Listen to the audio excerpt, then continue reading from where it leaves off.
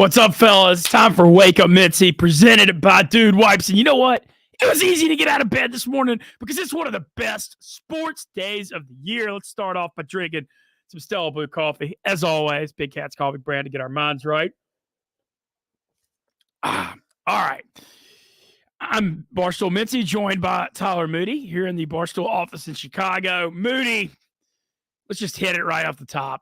You woke up, I could see the smile on your face all morning. Is this your favorite day of the year? Major League Baseball opening day. It's your time to shine, my friend. It is the most wonderful day of the year. This is basically New Year's Day for me. This is how this is when my New Year starts. It's officially 2024 in my book. The fantasy season starts today. My fantasy team's ready to roll. We've got some bets coming your way in just a little bit.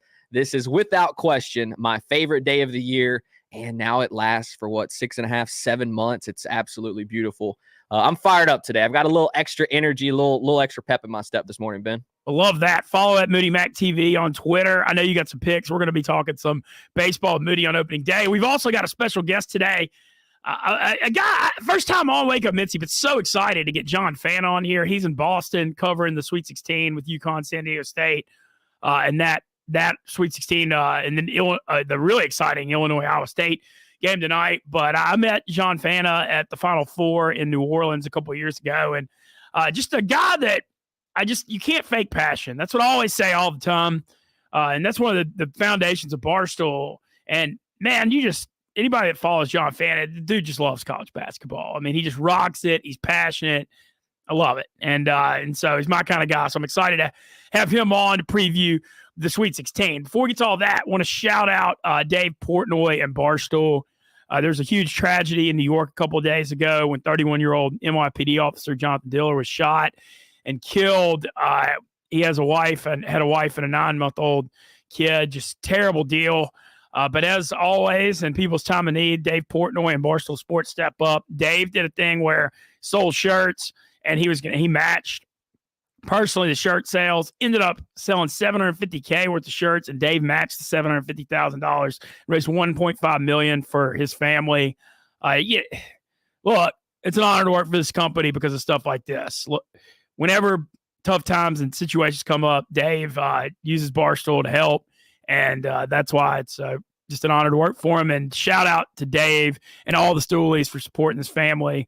It's a terrible, unspeakable tragedy. And obviously nothing will replace that loss. But it is just amazing to see the financial support helping them in their time of need. So I thought that was awesome. Wake Up Mintzy, presented by Dude Wipes. You can find Dude Wipes all over America, online, retail stores such as Target, Walmart, and all over the country. Amazing product. So you never need to use like dry, scratchy toilet paper again. The first time I used Dude Wipes, literally almost changed my life. I mean, I just couldn't believe like there hadn't been a product like that before. And it will do the same for you. All you got to do is test out Dude Wipes once, and you will become a believer. And you will walk away feeling good after using the bathroom. They also have all kinds of other products. We got freshener and cleaner. We've got on-the-go wipes as well. Well, the thing is, you can also use those to clean up messes that you make around the house. The other day, I had an extra Dude Wipe with me, and I was eating barbecue, and I got it all over myself, and I was able to use the Dude Wipes to clean that up. So not only is it going to help you out in the bathroom, but Dude Wipes will literally clean up your messes anywhere. It is the do-it-all product. I truly think so. They also are funny on social media. Follow them on Instagram and Twitter, dudewipes.com. Just like I said, just give them a shot one time, and then you're going to thank me later and just be like, damn, where's this been all my life? All right, before we're joined by John Fanta, Moody, let's get to it. MLB opening day. Moody's got a hell of a day plan. You're starting the day with us, and I believe you're going to be in Dallas tonight to see the banner get raised for the Rangers-Cubs opening day. Yeah, so I'm going to go from here, and I will be in the building later tonight in Dallas and Arlington.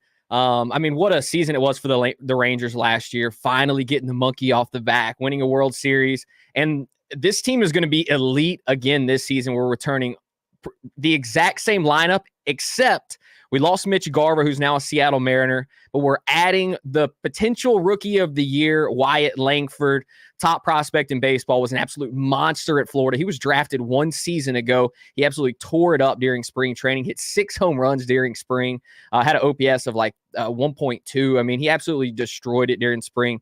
So this Rangers lineup is going to be incredibly fun. How will the pitching handle this season? We have no DeGrom, no Scherzer. There are some questions still in the bullpen, but this Rangers team is going to be incredibly fun. And we're going to raise a banner later today. And beyond my love for the Rangers, it's the new year. It's MLB opening day. A full slate of baseball, except for we had 2 games canceled because of rain already. There's always some bad weather this time of year, especially in the north. Yeah, and one of the games I was really looking forward to was Braves and Phillies. That's going to be one of the tight races probably over there in the NL East this year. So, unfortunately, we're not going to have that today, but we've got all the rest of the games on the slate. And, I mean, it's got me fired up. Damn, man, there's just those certain days, like it's Christmas morning. This is the same feeling I used to get as a kid on Christmas morning. And it's just a little extra tingle, you know? Well, I want to ask this. So this was kind of a debate I brought up earlier, and I know it kind of fell with opening day being the same as the Sweet 16, but where would you put this as far as your favorite sports days of the year? Oh, this is easily my favorite sports. This is your favorite. Yeah, this is number one. Yeah, I get the most excited just because I know it's going to last for a long time. It's like when you meet a girl that you know it's going to last for a bit, and it's not just a one-night stand. It's like the Super Bowl's great. That's probably my second favorite sports day of the year. But it's going to be over just like that. With baseball, it's the entire season. So, big fan of that. My love for basketball isn't quite there the way that it once was. I called a lot of college basketball games this season, but it doesn't give me that same feeling. So I don't know. For me, it's easily opening day. I always love the Olympics. I'm one of those people that will stay up and watch the Olympics like across 2 a.m, 3 a.m. Doesn't matter. I'll stay up and watch the Olympics. I think it's one of the coolest sporting events because you have these people from these countries that their entire life revolves around bringing glory to their country and chasing down a gold medal. I actually think that the Olympics is the coolest sporting event. I think that you have some of these people that it's what they will do for their entire lives. They will work every single day tirelessly for this one event, and they have to go put it all on the line in front of the world.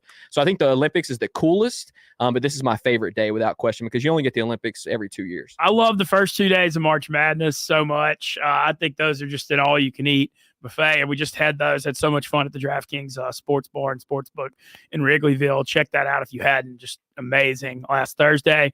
That's some of my favorite. The New Year's Day thing used to be one of the, like when I was younger, when it was all the good bowl games, but now it's kind of not quite what it used to be. I always loved that Labor Day Saturday, the first Saturday of college football.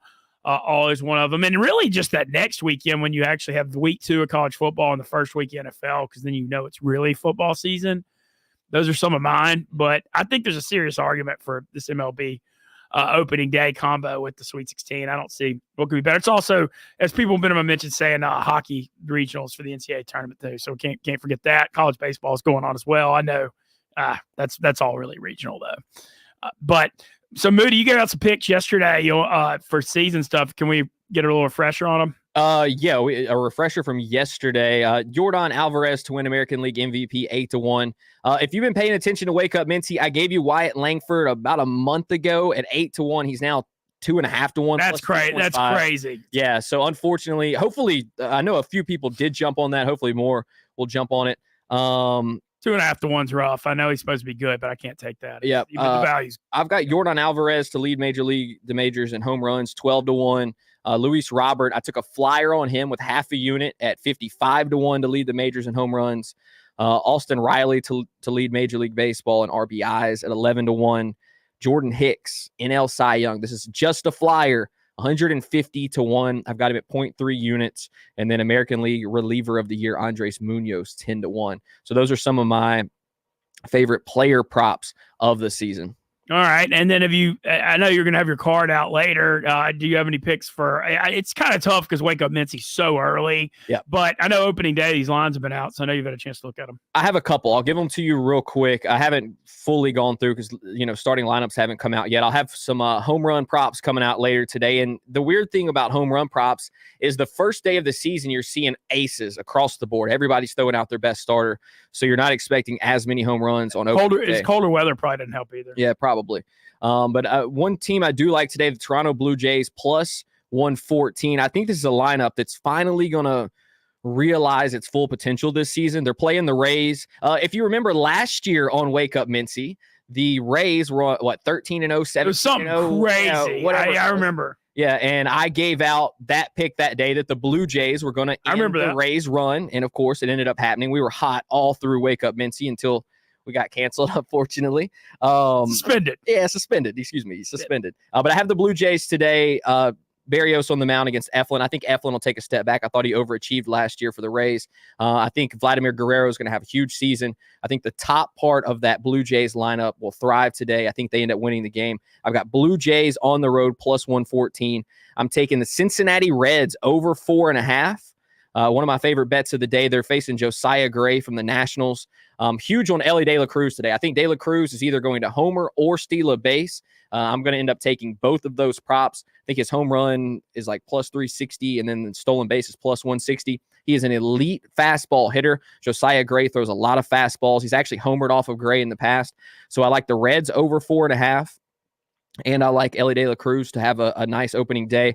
And then the other game that I like is the Astros over 4.5 runs as well. They're facing Nestor Cortez. Multiple players on this Astros lineup, or in this Astros lineup, have already homered off of Cortez in the past. And then you've got guys like Alvarez and Tucker who are lefties, but they have reverse splits. They hit lefties very, very well. So I'm not worried about that. Altuve's homered twice off of Cortez. Even though the Astros kind of finished up spring training a little bit slow offensively, I think they'll be ready to go today. So I've got Houston over 4.5 as well. So those are the three picks that I have locked in at the moment that I bet last night. Toronto plus 114, Houston over 4.5, and Cincinnati over 4.5 as well, Ben. All right. Got some picks coming out blazing. Like I said, follow at Moody Mac TV on Twitter. He'll be doing his home run props all year as well. He built up pretty good little following last year when he won over 100 units. Hopefully keeps that momentum going. I'm going to be riding his baseball picks, checking them out on DraftKings for sure myself. Have we gotten Mr. Fanta yet? Yeah, he's in here and ready. Hell yeah. All right. Well, we're going to be joined now by the guy that's really become one of my favorite broadcasters in sports in the last couple of years. This is his time of year to shine. He's in Boston, getting ready for Sweet 16. He's covering San Diego State, Uconn, and Illinois, Iowa State tonight. Follow him on Twitter at John_Fanta. The man brings the passion and energy. That's what we're all about on Wake Up Mintzy. And this is a guy who does the damn thing on a daily basis. Welcome, John Fanta. Good morning. How are you doing? Mintzy, good morning to you. Happy Madness, everybody. Here we go. Second weekend of the NCAA tournament. It's going to be fun tonight. I think we're in for a potentially all-time Sweet 16, man. A pleasure to be with you this morning. Hell yeah. Well, the pleasure is all on our end as well. The Stoolies love you. And, you know, I met you. I kind of mentioned this. I met you at the Final Four in New Orleans a couple of years ago when we had a Barstool show down there. And, you know, they tell us all the time at Barstool, you just can't fake passion. And your passion and energy shines through on every single thing you do. And so I've been a fan ever since I met you. And I love watching your eyes so far in sports. Well, I appreciate that. You know, I grew up in Cleveland. And when you grow up in Cleveland, it's Browns, Indians, now Guardians, and Cavaliers. And for me, you know, you live, breathe, sleep, die this stuff. And that's just how I was taught. That's Cleveland Brown Sundays were real, man. I spent many a Sunday at the Dog Pound. So obviously, I get into college basketball, and how could you not be passionate about this sport? I mean, this time of year, it's a one-game tournament. It's not one 6-game tournament. It's 6 one-game tournaments, and you're fighting for your life every single night. So the passion these kids play with, that's the passion we got to have covering it. And I love doing it, and I appreciate the very kind words there. But yeah, this is who we are. That's what we do. If you can't be passionate about your job, this beats being in a cubicle, as you well know. I damn sure agree with that. I couldn't last one day in that. Well, so how did college basketball become you sounds like you grew up passionate about Cleveland sports. How did you end up in college basketball? Well, when I was wrapping up high school in Cleveland, I went to St. Ignatius High School in Cleveland, and my dad said, you know, you got to get to the metropolitan area. You should look at the metropolitan area around New York, around New Jersey, somewhere. And I looked at Syracuse, I looked at Fordham, I looked at St. John's, I looked at St. Bonaventure, and I stumbled across Seton Hall University. My college counselor gave me a brochure, and she said, when you're going out to New York to visit some schools, check out Seton Hill. I go, you mean Seton Hall? The brochure says Seton Hall. She goes, yeah. That school. And Mintzy, it was a 35-minute train ride in from New Jersey to New York City. So I knew how many sporting events, not just college hoops, would be in New York that maybe I'd have a chance to cover in college or get an internship in the area. I love the opportunities. I went to the big city to try to make something, and I got very fortunate. People gave me opportunities, and that's how I got into college basketball, because at Seton Hall, there is no college football. And in the Big East, there is no college football. I mean, a couple of the schools have football at the FCS level, not the big time level. And so for me, it was all college hoops in college. And that's how I kind of stayed in it. That's how I got my start. I think there's fewer people covering college basketball throughout the year. So for me, early in my career, it was a way to crack in, because it's not like there's not a following for it, as you see. I mean, this was the most watched first weekend of the NCAA tournament we've ever had. Wow. That's incredible to see the sport still growing like that. And Really? so like when you were in college, you were doing New York, like what kind of, I get asked all the time by college students, like what kind of internships and stuff did you do? Yeah, so I interned at Westwood One Radio in my sophomore year of college. So Westwood One does the NFL on the radio every Sunday, and they do college football too. So I was, making research, putting research together, putting promo cards together, learning the radio side. I then did an internship for CNBC. Now, let me tell you something. I didn't know crap about the stock market or investments or any of that stuff. But I did the internship with them because it was a way. This is what I would say to any college student out there. Some words of wisdom. Just say yes to an opportunity. You never know how much you could like something, or you could find out that you don't like something. Now, I like CNBC quite a bit. I liked being at a news desk. I wrote stories for the website. I helped out with some of their TV production. It was interesting. I went to NASDAQ and did some stuff with their stock market updates and whatnot. It was cool. It was different. But then I did an internship with Fox Sports after my junior year. And, I'll tell you the story. Fox was going to pay me, but they typically hired local Los Angeles students for these internships during the summer. Well, obviously, I'm not in LA. But they said, look, the internship's yours if you're willing to, figure it out, getting out here. And I got to find a place to live for 3 months. So I booked a one-way flight to LA, lived in a hostel for a summer. I'm on one side of the room in a bunk bed. On the other side of the room is a 60-year-old man from Africa named George, who has come to America to try to make a better living for himself. And, we became friends that summer. He was working on his thing in business and marketing, and I'm trying to work on my thing in for Fox Sports, interning every day and going in and working with Kevin Burkhardt and Chris Myers and Frank Thomas. Pete Rose was at Fox at the time. Dontrell Willis. You go right down the line. That's how I took an opportunity and seized it. And that's my advice to anybody is if you think something's going to help you along your journey, sometimes you can't worry too much about the how. How are you going to make it happen? I didn't see myself taking a one-way flight and living in a hostel for a summer, with a group of like 15, 20 people. But it became the best summer of my life because I just took a chance. I went and did this internship, and you know what? I figured you figure it out on the fly. Just say yes to an opportunity. You never know where it could get you. I love that attitude and spirit.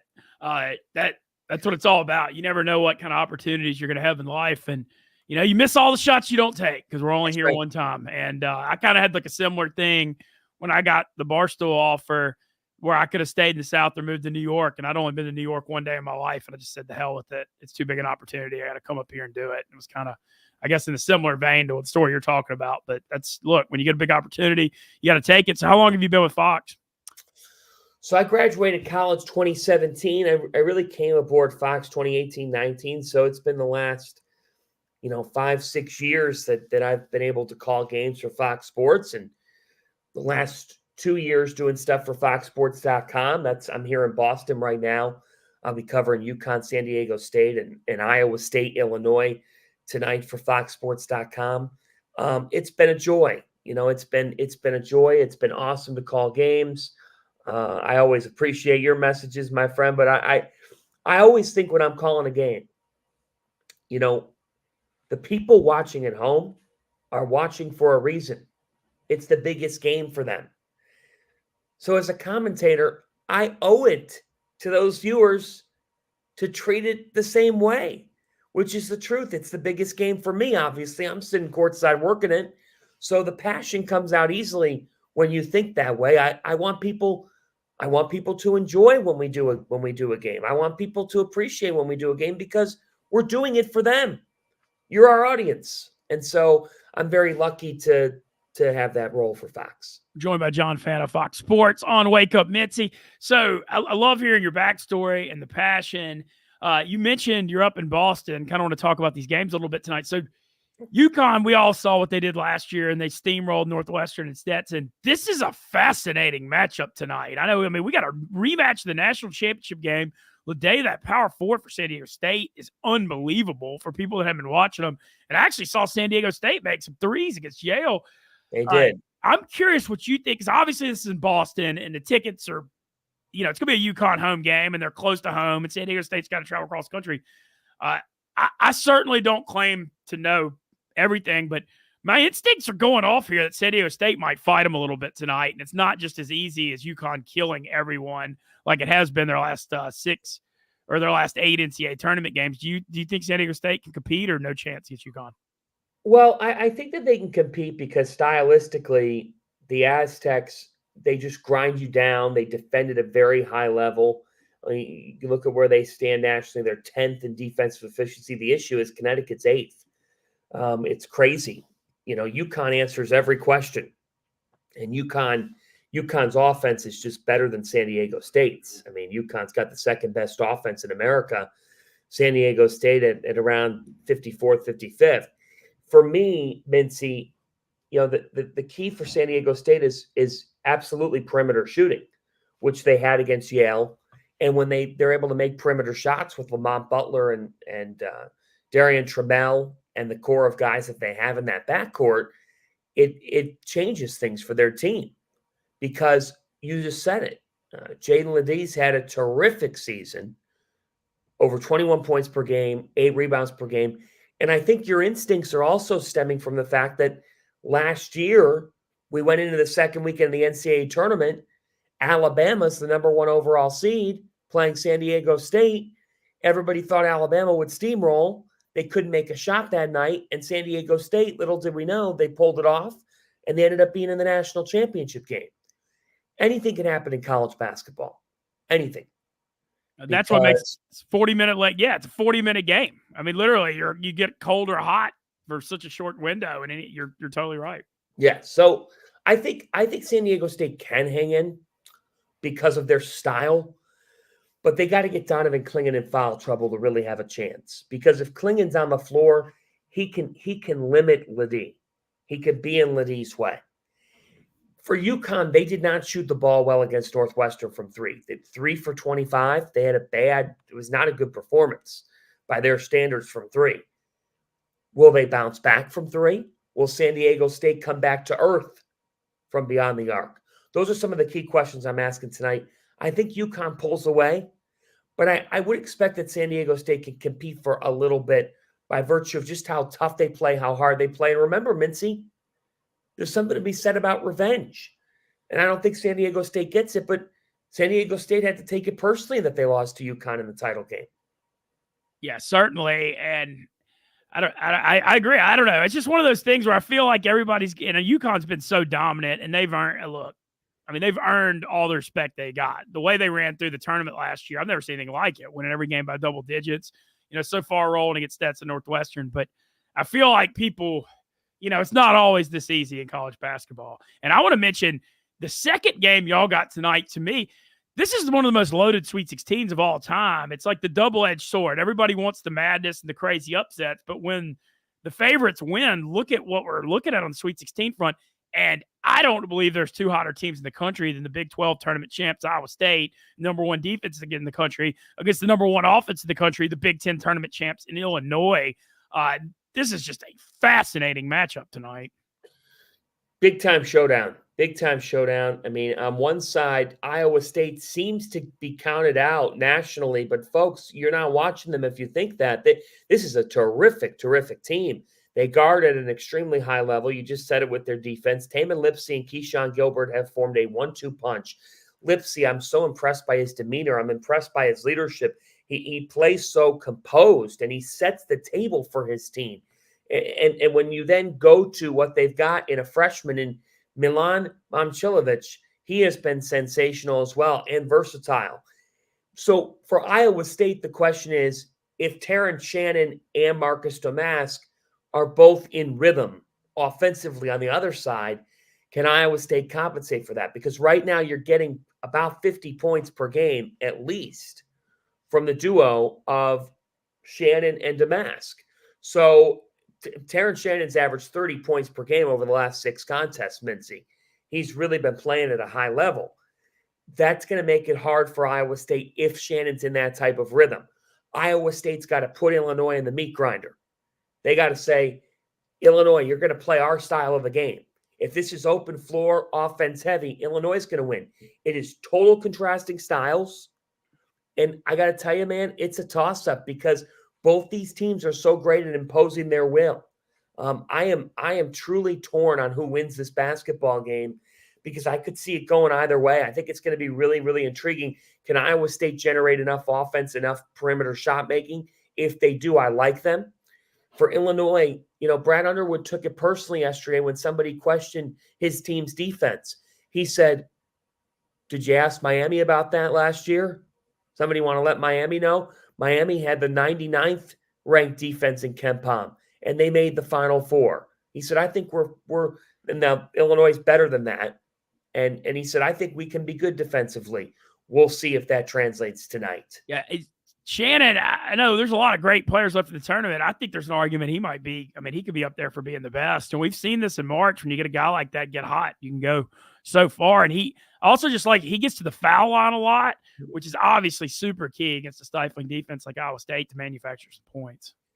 Look, he's playing at a very high level. Obviously, there's controversy surrounding him because he has not talked to the press because with his trial coming in May for those very serious rape charges and the allegations surrounding his investigation, that is a very significant story and is a huge national story surrounding him.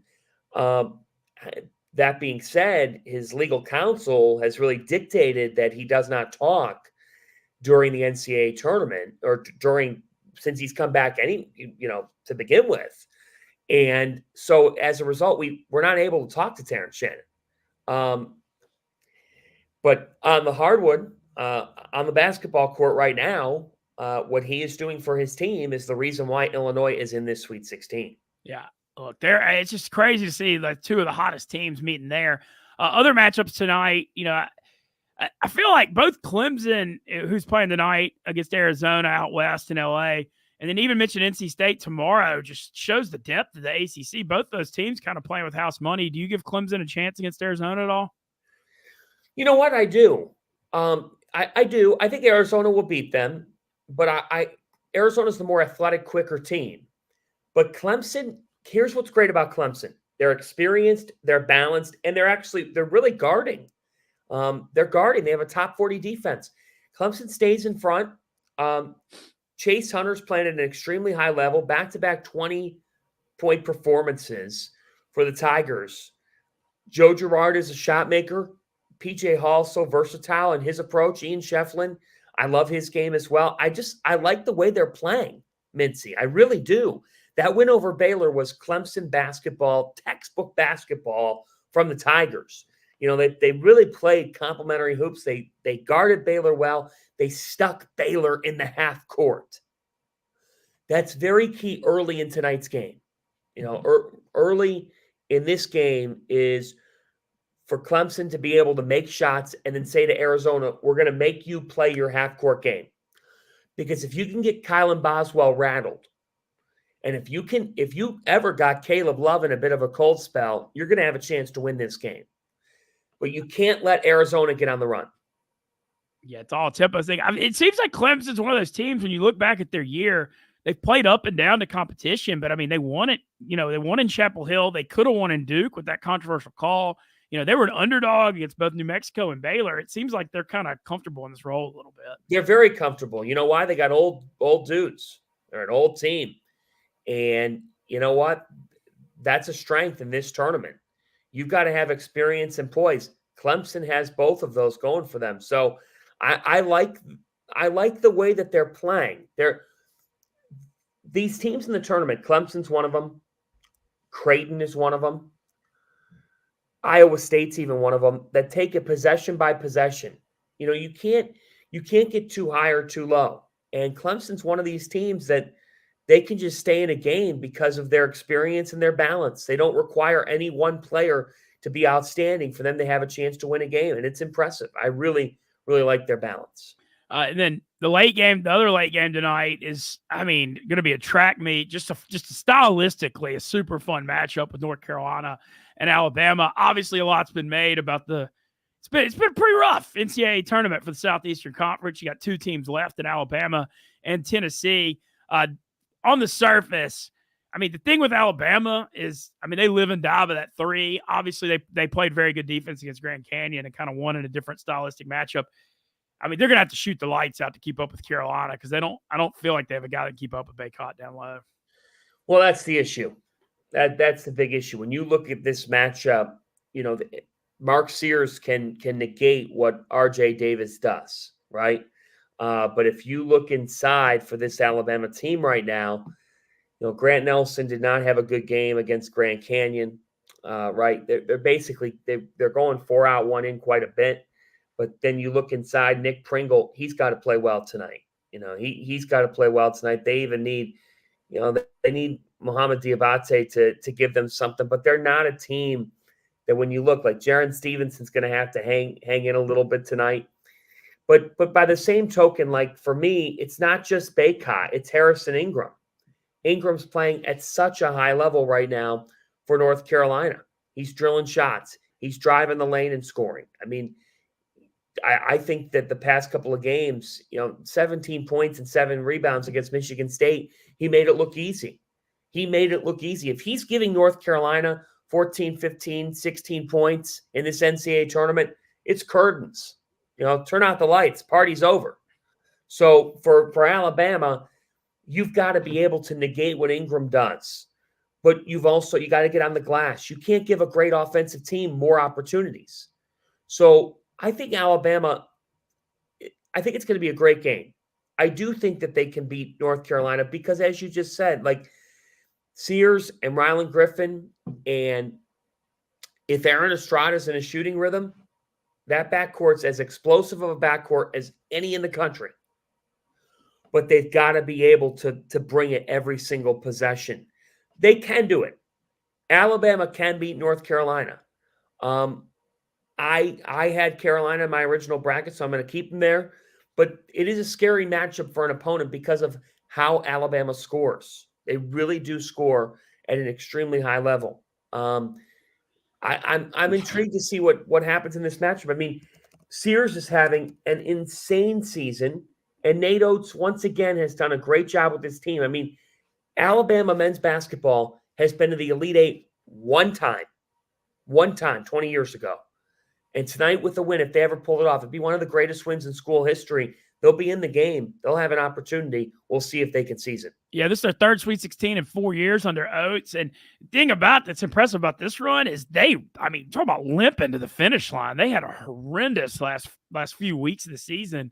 And you got to give Oates and them credit for righting the ship. And they certainly had their best defensive performance of the year. Obviously, they've been catching a ton of heat for how their defense has been all year. But against Grand Canyon, they caused a lot of turnovers. So got to give them a lot of credit. Looking at it tomorrow night, the regional that's so fascinating, the Purdue, Gonzaga, Creighton, Tennessee regional, you've kind of got, 4 really good programs Gonzaga's have, I don't know if I put them in it because they've made the final national championship a couple times, but some kind of rough NCAA tournament history, especially with Purdue and Tennessee, and then Creighton losing the Elite Eight last year.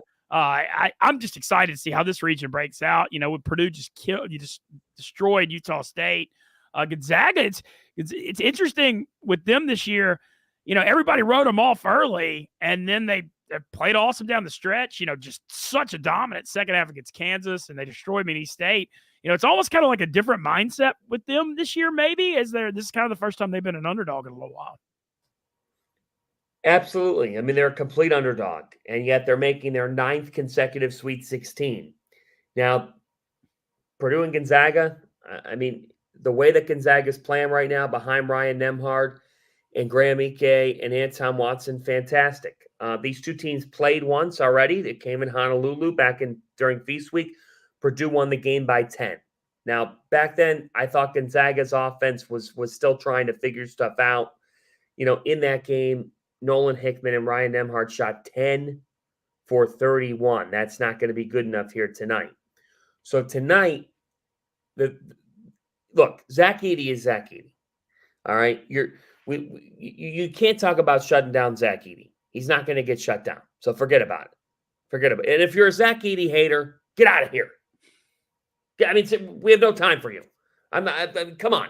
You can't hate on this kid right now. He is a generational talent. He's having an insane season. He is going to go down as one of the great college hoops players of all time. Look at his production. And if you hate on Zach Edey, I don't know what to tell you. Come on. To me, he's going to get his. If you are Gonzaga, you have to say we have to take away the 3. You can't let Braden Smith and Fletcher Lawyer be knocking down triples. If you do, you are in for a long night in this. Long night. As for Gonzaga, they got a space. They need Watson to play terrific. They need Hickman to deliver. They need Nembhard to run the show. Don't turn the ball over. Don't make mistakes against a great Purdue team. If anybody could pull this off, Mintzy, it's Mark Few. I don't think he does it. I like Purdue to win this game. And to your point on Creighton and Tennessee, fascinating, man. Tennessee's got the second best player in the country in my mind this season in Dalton Connect. Absolute bucket.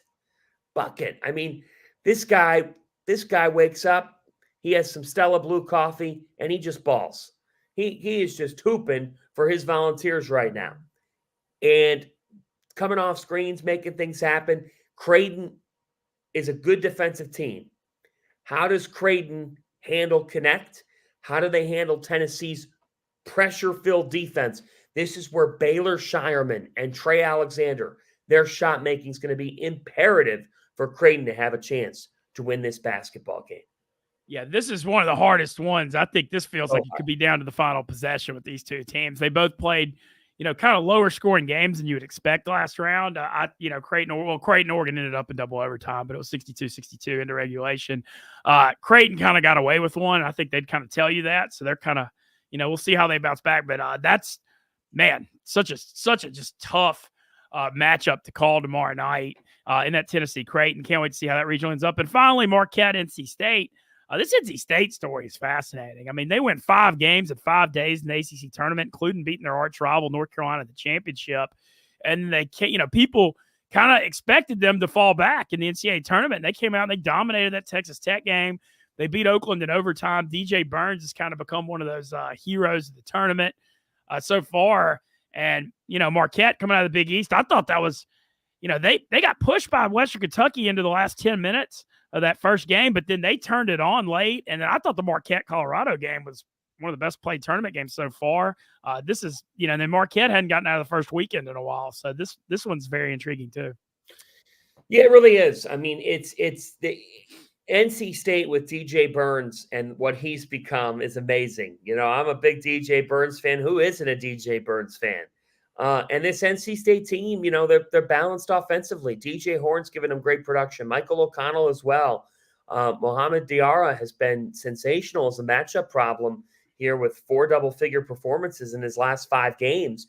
But on the other side is a Marquette team with Tyler Kolek running the show, Cam Jones. That backcourt, Stevie Mitchell, stalwart defender, that backcourt is really special, Mintzy. And Shaka Smart making his second weekend appearance in the NCAA tournament in 13 years. It's been a long time for Shaka. And now he's got his team playing great basketball and really meshing in the backcourt. I think Marquette will win this game. I do. The line's a little bit high. It's at 6.5. That's a high line, in my humble opinion, because I think it's a little disrespectful to NC State, if you're asking me. And then Houston and Duke. Duke's backcourt right now is as hot as any. I mean, Jared McCain had 30 on Sunday against James Madison. That's too shy of a Duke freshman single-game NCAA tournament record set by Zion Williamson in 2019 against Central Florida. McCain, when he gets the ball and he's left even an inch open, he's hitting that shot. Between him, Jeremy Roach, and Tyrese Proctor, Duke's got everybody in sync.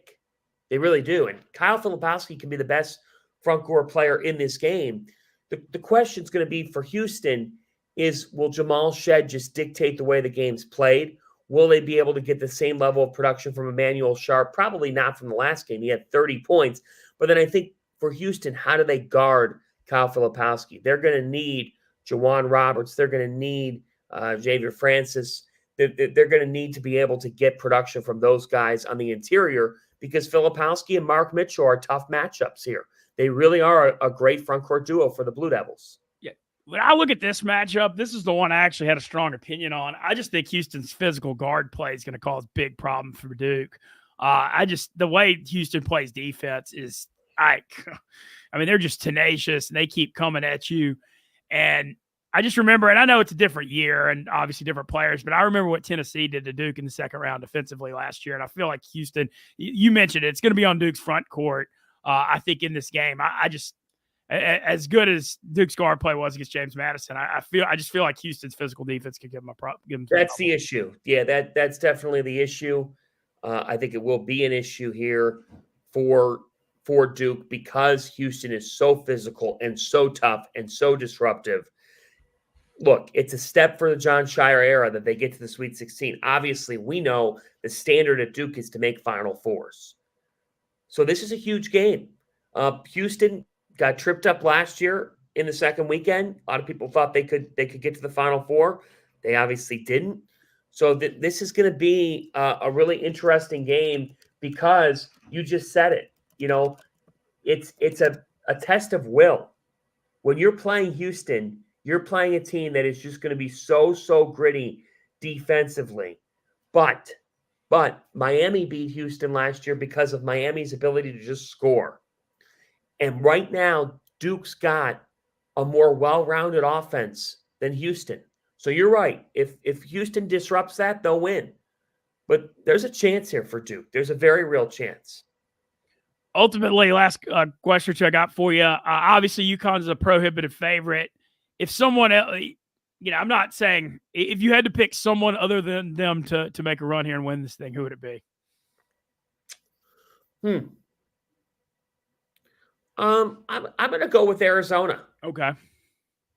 I'm going to go with Arizona. I think it's Arizona or Purdue. I think Arizona because, again, the pace. Caleb Love's been on the big stage. He's relentless. Keyshawn Johnson comes from San Diego State playing so hard. Umar Ballo can handle things inside. They defend. When you look at the analytics, there's only 2 teams in the top 10 of both offense and defense in this tournament still. Auburn was 1. They're out.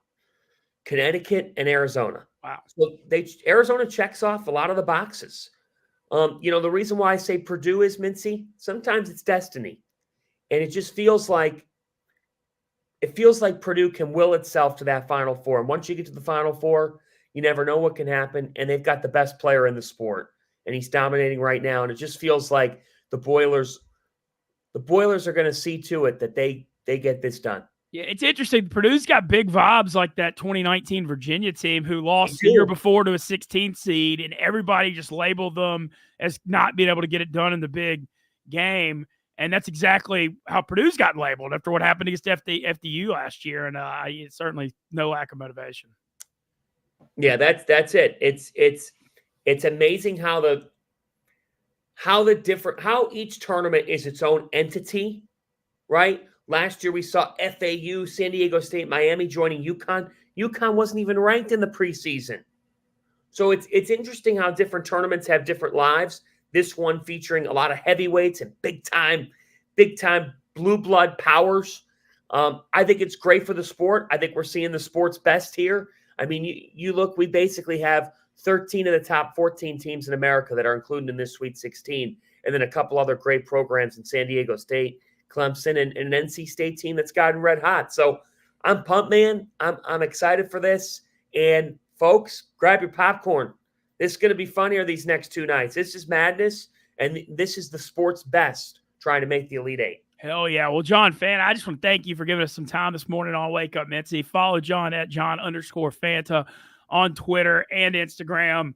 Like I said, I mean, I buttered you up when you came on here, but I just love your passion and energy. Like this year, don't claim to be like the most serious college basketball fan, and I would watch all your Big East preview videos when you were getting me hyped up for Marquette, Uconn, all the stuff. And I'm a Southern guy, and you get to me and get me so fired up about the sport. And I know others feel the same way. So keep doing you, and looking forward to watching your career continue to rise. Mintzy, appreciate you. Thanks so much for having me, guys. Enjoy the madness and love your work as well, Mintz. Thanks. John Fanta on Wake Up Mintzy, presented by Dude Wipes. Don't forget, Dude Wipes, they've got cleaners, wipes, and you'll never have to use dry sketch toilet paper. And hey, hopefully we don't need Dude Wipes today to clean up some of these picks. Moody, before we get out of here, gotta love Fanta, right? I hyped him up. He's the man. Yeah, you put a lot of hype into him. Chat was loving him. They were saying PMT and Big Cat put him kind of on the map for a lot of them the other day. And it's, obviously when you have somebody that's doing it at his level, you have to have a ton of respect for him and his opinion. So shout out to him and his knowledge for the sport. And I'm fired up. I still have my 2 bets were Alabama and Iowa State. So both are still alive. And my bracket's trashed. I mean, it's absolutely torched. So I'm not even worried about that part of it. I have Houston winning my bracket, but I also had Auburn in there as well. So, but I do have my 2 bets. Shout out to our boy Cruz.